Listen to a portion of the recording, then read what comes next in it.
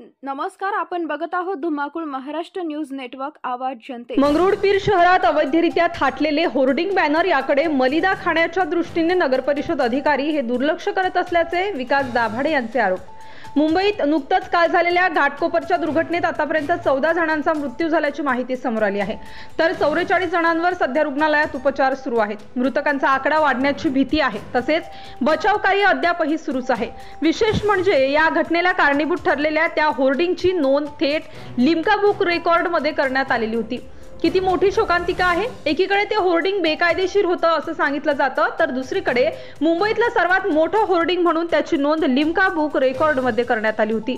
अशा प्रकारची विपरीत घटना मंगरुळपीर शहरात अवैधरित्या थाटलेल्या होर्डिंग बॅनरमुळे घडू नये याकरिता मनसेचे जिल्हा संघटक विकास दाभाडे यांनी 29 जानेवारीला निवेदन देऊन मंगरुळपीर हायवे लगत तसेच शहरातील बेकायदेशीर थाटलेले होर्डिंग बॅनर आणि त्यांचे मालक यांच्यावर कारवाई करण्यात यावी असे निवेदन त्यांनी नगर परिषद मंगरुळपीरला दिले होते।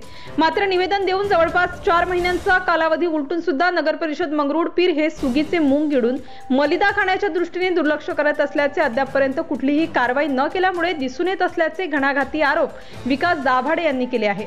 अवघ्या काही दिवसात सोसाट्याच्या वाऱ्यासह महाराष्ट्रभर मान्सूनचे आगमन होणार आहे, त्यामुळे मुंबईत येथील घाटकोपर येथे घडलेल्या घटनेची मंगरुळपीर शहरात बेकायदेशीर असलेल्या होर्डिंग बॅनरमुळे पुनरावृत्ती होऊ नये म्हणून बेकायदेशीररित्या शहरात थाटलेले होर्डिंग बॅनर यांचे मालक यांच्या विरुद्ध फौजदारी गुन्हे दाखल करून आतापर्यंत अवैधरित्या तसेच बेकायदेशीर होर्डिंग बॅनर लावून कमवण्यात आलेल्या पैशाची रिकव्हरी तात्काळ लावण्यात यावी।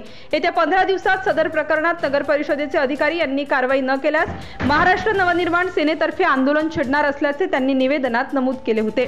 धुमाकूळ महाराष्ट्र न्यूज साठी वाशिम जिल्हा प्रतिनिधी दिलीप अवगण पाटील।